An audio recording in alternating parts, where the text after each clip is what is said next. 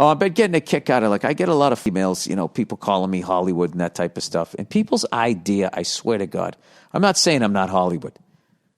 All right? I'm not saying that I'm not laying here right now thinking that if I sent out a tweet and told you about the new hoodie that I just bought, that in my mind, I don't feel that I would entirely shift the entire hoodie economy. I have that level of an ego. No, just people in Hollywood who don't even live out here and don't know anything about it.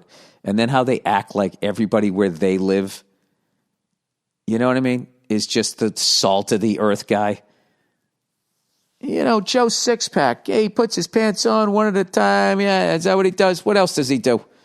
What else is he? I am so sick of this, I mean sick of it. It's just funny to me that with like all of this vaccine, get vaxxed, don't get vaxxed, how half the country is like, get vaxxed, the other half is like, saying, I don't want to get vaxxed. All right? Which I understand both because, white people have come up with vaccinations. I don't know. You don't want to take it. I get it. The fucking head of one of those fucking vax things, the CEO, didn't take the vaccine. I get it. I understand the trepidation. But half the country's like, yeah, I would do it. Other half, no, you shouldn't fucking do it. But then somehow it becomes Hollywood's the only one saying to do it. It's so dumb. It's so dumb. It's just, I don't know. I have a great time out here. I'm not going to lie to you. There's a lot of scumbags out here. Absolutely. But there's a lot of scumbags contractors. Right? It's a lot of scumbag titty bar. A lot of scumbag priests. A lot of scumbag car salesmen. It's a lot of scumbag everything. Real estate agents. You pick a vocation and you tell me. There's dirty cops. There's firemen that steal shit during the fire. Right? I've just, you know what it is every time there's a natural disaster out here, meaning the United States, these look to Hollywood, and then we put on our tap dancing shoes, and we raise money to go find your cow that fucking floated away, or your shit that burned down, or swirled away in the Wizard of Oz fucking tornado. We're always there for you. And the second we catch on fire, you guys, let it burn. And then you call us phonies. Go fuck yourselves. Other 49 states in most of California. That's me. I'm sticking up for Hollywood. All right. Next week, I'm sticking up for Scientology. Yeah, maybe they did some fucked up shit, but is it any worse than all the other religions? As far as the way I see it, they're playing catch up. That's what I said. My buddy, Scientology. All right, Reservation Dogs, everybody. Oh, I did an episode of that. By the way, man. By the way, the fucking, the buzz on that show, if you're not watching that show, man, you're not in the in crowd. And I have like a little tiny part in that show, but like, I've been hearing nothing but rave reviews. They got renewed for a second season, I think before the first season even came out. They are crushing it over there. It's a really exciting show. And once again, somehow, this has been my career. I never create the amazing thing. Unless I co-create it with Mike Price, and it's called F is for Family. The genius of what the fuck I do is I let other smarter people create cool shit, and then somehow I parrot troop in it for an episode or a sketch or a little reoccurring thing. And then I get some of their genius stink on me, and people start looking at me, like my tuxedos fit me a little better, All right, Reservation Dogs, everybody. Hey, old Billy Chokadee. I hope I said that right. They told me 100 times how to say that. And then they were like, well, even if you fuck it up, it's still funny because it fits your character. Thanks for the Reservation Dogs role. Been a fan since way before that, though. First time writing a dumbass message to probably Andrew. Yeah, he's the one who reads these. Or whoever checks these things. Just finishing watching your episode and had a nice little cry. Old puss boy here, he says. I always knew you were one in the legend. You have no idea how much this show means to me. My best friend took the Daniel route in 2010. Oh, no. And a few days after that, my brother got into a drinking and driving accident and didn't make it. Jesus Christ. And since then, I've been pretty lost. I found the MM podcast around 2015, and it has helped me an insane amount. I even quit drinking the day you did. Get the fuck out of here. I only lasted 100 days, though. I've done that. Yeah, but dude, you did 100 days, so you got it in you.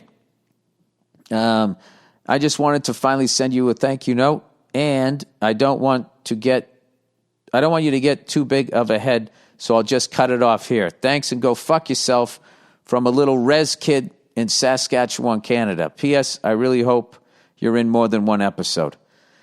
Well, if I'm smart, I won't go back again because I think I pulled it off. Go back, shit the bed on the next episode. It was just a fluke. Yeah, that's a funny thing. Yeah, I can't believe I get a lot of, scripts and stuff sent my way, and this was the one that really stood out. Just the writing in it and the ride that they were taking people on. I'm so glad I took that role. I think it's amazing to be a part of a show as great as that. And then for all actors coming up, I'm telling you, just always fuck taking the money unless you actually have to always take the best thing. Okay? If you're always taking the money, I feel like you're stacking bricks. But if you're always taking the best thing, it's like you're building a wall. You know what I mean? Do a little comedy, do a little drama, do a little sci-fi, go back to the comedy, and then they start getting this idea that you can actually act, okay? If you keep playing the same fucking person churning butter, that's all they see. So I want to thank this person and everybody else who watched, and then I really want to thank the show and all the writers and everybody for, who's getting who? All I have to do is say what they wrote. Stand on a piece of tape, and then they edit it and they make me look great. So, and I can continue to not have a real job and never really work in life, which was the goal of mine.